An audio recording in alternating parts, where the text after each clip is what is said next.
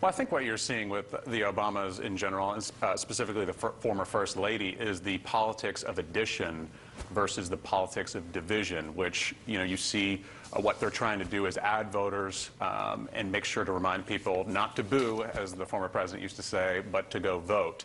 And what's happening is when you add these voters, when you speak to the values that everyday voters have, it doesn't have to be divisive. It doesn't have to be the rhetoric we've heard from Donald Trump. So while they're out registering voters, you see Donald Trump's rallies just trying to register insults. So I think what this is reminding people of is a time before the poison of Donald Trump's politics. But is there a contradiction here between what the former president, the former first lady are saying? The president is saying, listen, you've got to get out and vote, and this is, if you want accountability for the president, you've got to vote for Democrats. But that's not what we're hearing from Michelle Obama. She's just getting people registered and getting them to vote. And there are Democratic candidates who say, listen, she's the biggest name on the list of potential endorsements or surrogates. We need her to come out and say, vote for us. Yeah, I mean, there's no doubt. She is our Beyonce. Everybody loves Michelle Obama. But I don't think it's contradictory, if that's your question, because what the president is saying, he's reminding people of bringing people together. The former First Lady is reminding people to vote. And I think what the candidates do, and the candidates have an obligation to do this, because this election is not about what Donald Trump would like to be about, which is Hillary Clinton.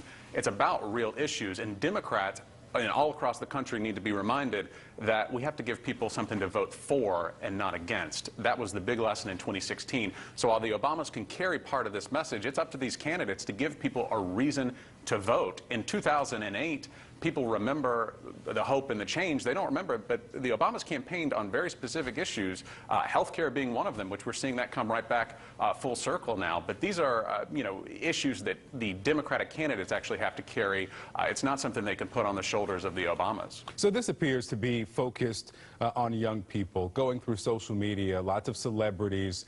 But we know, especially during midterms, that the youth vote is dramatically lower than other groups. Let's put up the numbers from the 2014 midterms. 18 to 29-year-olds made up just 13% of the electorate there.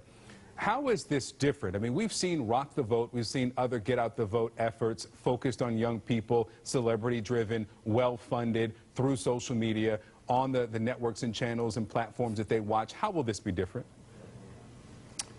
Well, I think it's different. Number one, we're in a different political environment. I live in Florida. You saw what happened in Parkland, in Pulse, in Orlando. These are individuals in a whole generation that is tired of, the angry grandpa Donald Trump, spewing angry rhetoric and not caring about them and not being able to relate to them. And I do think, as cynical as you can get being a political consultant, that what we're seeing on the ground here with candidates who are energizing this vote, here in Florida, Mayor Andrew Gillum running against a Donald Trump acolyte in Ron DeSantis, I think you're seeing just massive amounts of energy from young people, people of color, who are ready to stand up and participate in democracy unlike they've ever done before. And as the president, former President Obama reminded us, the system isn't broke. It's working for many of the people who are participating in the system. What's happened is the people who need to be participating, young people, people who are underrepresented, getting out there and vote. And the Obamas can carry that message. And then when we give people a reason to vote for something and not just against, that's how we win. That's how we get young people to the polls. You brought up the governor's race there in Florida, the Democrat Gillum versus the Republican Congressman DeSantis, I should say Mayor Gillum, to give him his due.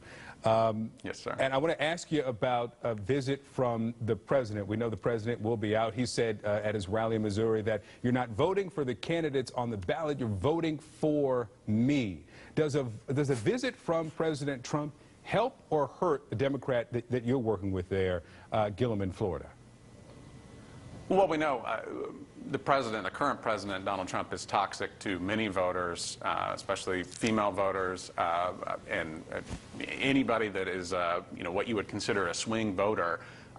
Granted, he won the state, but this was an entirely different makeup of the electorate that we see and a different political climate. I certainly would invite the president to come down here and hold hands with Ron DeSantis as early and often as possible, because I do think that will energize the voters that we need, because they'll remember what's at stake. But it's not just, and I got to remind you of this, it's not just anti-Trump. We got to give people a reason to vote for something, and that's what Mayor Gillum's certainly doing here in Florida, and that's what other candidates are doing, Ohio, California, these other states that the Obamas are visiting, is reminding people the issues like health care, like wages, that are actually important to everyday working voters.